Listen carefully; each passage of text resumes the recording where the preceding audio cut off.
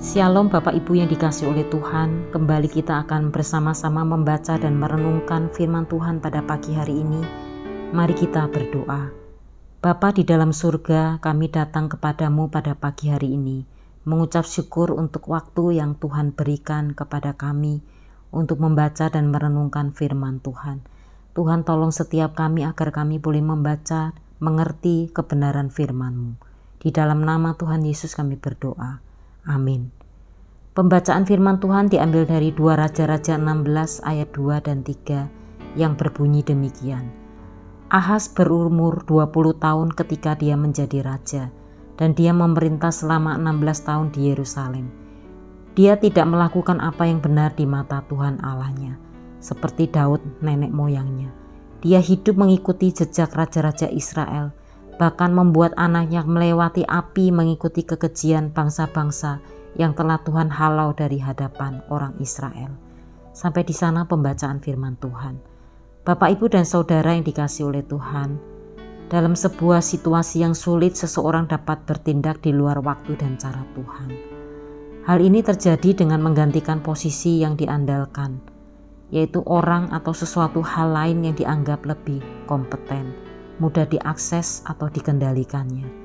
Tindakan seperti ini hanya memperburuk situasi, menghancurkan. Bapak Ibu, Raja Ahaz melakukan apa yang salah dan jahat di mata Tuhan. Dia menyembah berhala dan mempersembahkan anaknya sebagai kurban dalam api. Dalam berperang sebenarnya dia tidak mudah dikalahkan musuh. Tuhan menolong dan menjaga kerajaan Yehuda dari kekalahan akibat serangan musuh.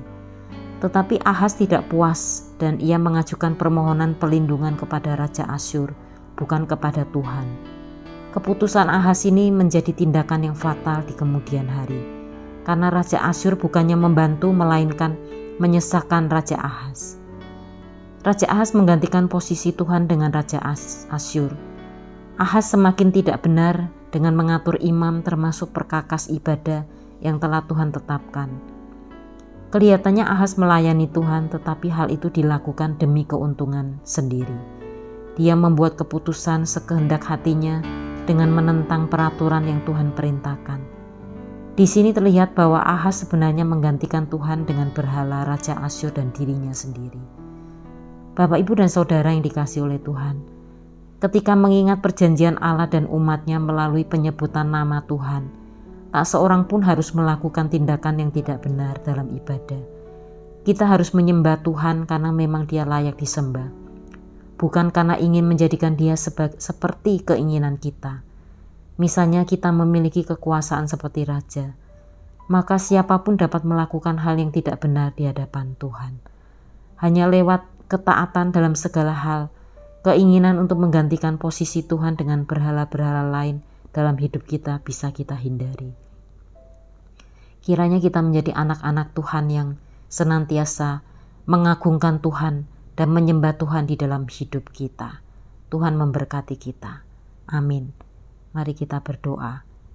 Bapa di dalam surga, kami bersyukur untuk firman-Mu. Kiranya Tuhan terus menyelidiki hati kami, apakah kami sungguh-sungguh ingin menyembah Engkau dan mengagungkan Engkau. Biarlah Tuhan menyelidiki setiap hati kami, agar kami sungguh-sungguh menyembah hanya kepada Tuhan saja, dan menjadikan Tuhan sebagai Tuhan satu-satunya di dalam hidup kami. Di dalam nama Tuhan Yesus kami berdoa. Amin.